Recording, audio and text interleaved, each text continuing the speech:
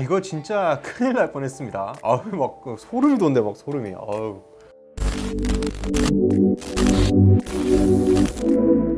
네, 안녕하세요, 박준영입니다. 주말 내내 시끄러웠던 소식이 있죠. 쌍용차를 인수하려던 HAH의 파산 소식. 네, 그렇습니다. 하가 망했다고 해요. 아니, 이게 무슨 소리입니까? 쌍용차 인수한다며 갑자기 망해버리면 뭐 어떻게 합니까, 이거 이러면. 아니, 그러면 대체 쌍용차는 어떻게 되는 거예요? 되게 혼란스러운 일이 벌어졌죠. 화불단행이라는 말이 있는데요. 재앙은 한 번만 일어나지 않는다 라는 뜻의 사자성어죠. 오늘 이야기를 나눌 이 브랜드의 현주소와 맥락을 같이 하는 말입니다. 쌍용차가 최근 10년 만에 법정 관리 위기에 내몰린 건 저희 독자분들이라면 다들 잘 알고 계실 거고요. 쌍용차 최대 주주인 마인드라는 쌍용차를 팔겠다라며 누구든 인수할 사람 좀 빨리 들어와 이러고 있는 상황이죠. 그러니까 실제로 인수를 할 것처럼 손을 내밀었던 회사가 바로 오늘의 주인공인 하오토모티브입니다. 하는 계속해서 쌍용에 관심을 보였고요. 하가 쌍용차 실사에 참여했다는 보도가 나오기도 했습니다. 그러나 이는 오보로 밝혀졌죠. 쌍용차는 매각 주관사 외에 실사에 참여한 외부인은 없다라고 못 박았습니다. 그 이후에도 하는 계속해서 쌍용차 인수에 대한 의지를 드러냈는데요. 그런데 여기서 핵심이 되는 게 이거 정말 중요하죠. 하가 쌍용차의 새 주인이 되는 조건으로 산업은행에 상응하는 지원을 해달라고 했었습니다. 야, 나 너네 어려운 회사 인수할 테니까 그래도 회사 살리려면 너네도 좀 지원을 해주는 게 맞지 않냐? 이런 뉘앙스였죠. 당시 하 측은 2억 5천만 달러, 하나로 2,800억 원 상당의 유상증자에 참여해 지분 51% 정도를 가지고 가는 조건을 내걸었는데요. 근데 그러면서 사는에 이에 맞먹는 지원을 요구했다고 합니다. 그들의 주장에 따르면 우리 돈으로 신차 개발 등 쌍용차 미래 전략을 위해서 쓸 테니 지금 당장 운영 자금은 사는이 그래도 좀 지원해줘야 되지 않겠냐? 이런 거였습니다. 그러면서 사는 지원을 조건부로 P플랜에 동의했죠. 이에 사는 측은 미래 사업성이 담보되는 회생계획안이 나와야 쌍용차를 지원할 수 있다는 입장을 밝혀왔고요. 지금은 곤란하다, 기다려달라 이런 건가요? 여기엔 흑자 전환 이전 쟁의행위 금지, 단체 열강 유효기간 1년에서 3년으로 늘리기 등 두 가지 조건을 쌍용차 노조가 받아들여야 한다는 조항도 있었습니다. 너네한테 그냥 막 돈 퍼줄 생각 없어 라고 확실하게 말한 거죠. 자, 그런데 이 소식이 전해지자 한국 네티즌들이 어떤 반응을 보였을까요? 자, 그전에요. 여러분들은 솔직히 하오토모티브 홀딩스라는 회사를 한 번이라도 들어보신 적이 있으신가요? PD님 들어봤어요? Nope. 못 들어봤죠, 그쵸? 처음 듣는 회사죠? 웬만큼 자동차에 관심이 많은 분들일지라도 이런 회사는 처음 들어보시는 분들이 대부분일 겁니다. 실제로 그만큼 이름이 알려지지 않은 매우 작은 회사예요. 이 회사는 연매출 200억 원에 불과한 스타트업이고요. 이런 회사가 부채 규모만 1조 6천억 원, 자본 잠식률이 이미 100%를 넘어선 회사를 인수하겠다는 소식이 전해지니 많은 네티즌들이 우려의 목소리를 드러냈죠. 이거 먹튀하려는 거 아니냐 이런 반응들이 되게 많았습니다. 우리는 여기서 크게 세 가지 의문이 생겼습니다. 첫 번째, 이 회사의 속내는 무엇일까? 두 번째, 이 회사가 쌍용차를 정말 인수할 능력은 있는 걸까?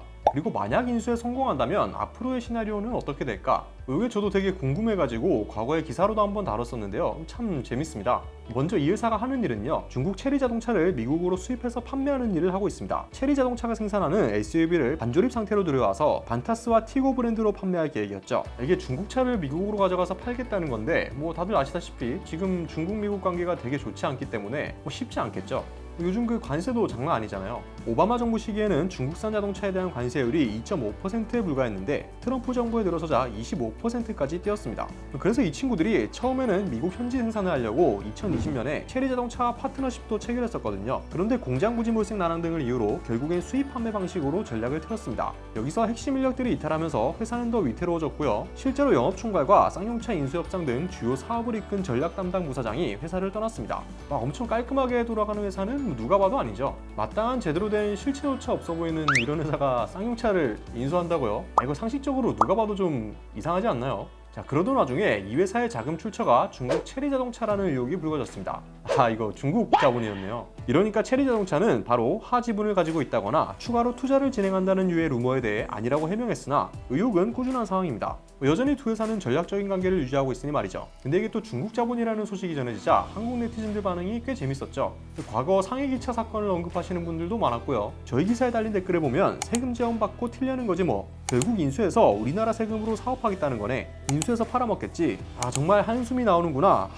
그리고 여러 가지 난관이 존재하지만 만약 정말 인수를 하게 된다면 쌍용차가 미국 시장에 진출할 수도 있다는 소식도 전해졌었습니다. 그러나 이건 현실화될 가능성이 매우 희박하죠. 왜냐면 그 미국 현지 유통망이 30여곳밖에 안 되거든요. 연매출은 230억 원 수준이기에 이 정도로 쌍용차를 미국에 진출시켜 판매하겠다는 것은 뭐 어불성설에 가깝습니다. 매출 230억 원이 어느 정도인지 감이 잘 안 잡히시는 분들이 계실 것 같아서 이거 정말 이해하기 쉽게 설명해 드리면요, 현대기아 대리점 한 개의 연 매출 수준입니다. 아니 뭐 장난하는 것도 아니고. 네. 그리고 만약 진출한다 해도 국내에서조차 제대로 팔리지 않는 차들이 미국 시장에서 제대로 먹게 될지는 미지수죠. 정통 픽업 트럭들이 즐비한 시장에서 렉스턴 스포츠가 과연 먹힐까요? 거기에 하오토모티브 자본금의 출처로 의심되는 체리 자동차의 개입이 시작된다면 상해 기차 때의 악몽이 재현될 가능성도 존재합니다.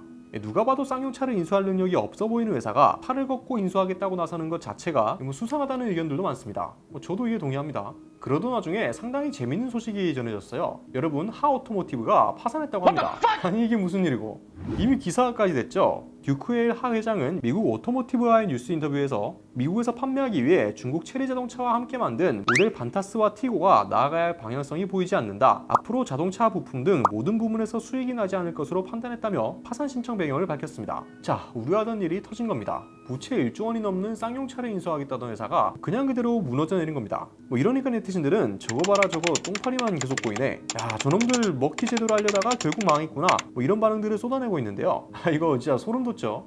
그러니까 지금 이게 뭐냐면 그 킹리적 가심, 듣도 보도 못한 작은 스타트업 회사가 쌍용차를 그렇게 기를 쓰고 인수하려 했던 이유, 국가 세금 지원받아서 제대로 한탕 먹튀를 하려 했던 거 아니냐, 이런 반응들인데요. 이거 진짜 일리 있네요. 어디까지나 의심이긴 하지만 어쨌든 진짜 큰일 날 뻔했습니다.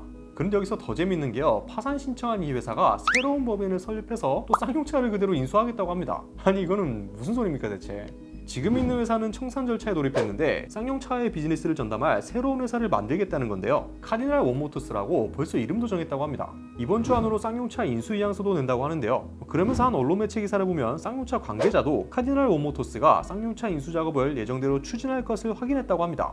솔직히 하가 쌍용차를 인수할 의지가 저는 그렇게 크게 보이지는 않거든요. 그저 한탕 해먹으려는 회사로밖에 안 보이는데, 이게 서울회생법원 자료도 보면요, 올해 4월 쌍용차 법정관리 결정을 내리고 그 이전부터 쌍용차 인수 우선 협상 대상자였던 하 측의 회사의 구성, 대표이사, 자본금 규모 등을 제출하라고 요청했지만 그 어떤 자료도 제출하지 않았고요. 지금은 이 돈을 삼아하고 쌍용차 인수를 위해 새 회사를 설립한다는데 이게 더 설명이 필요할까요? 저는 잘 모르겠습니다. 자, 그럼 쌍용차의 미래는 어떻게 되는 걸까요? 인수 의향서는 이달 말까지 접수하고요. 현재 하 이외에는 전기버스 제조업체인 에디스모터스, 전기차 업체 K팜모터스, 사모펀드 계열사인 박석전앤컴퍼니 등이 붙었는데 사실 이들 중 어떤 회사도 쌍용차를 인수할 자본금이 있는지부터 의심이 생기는 회사들이죠.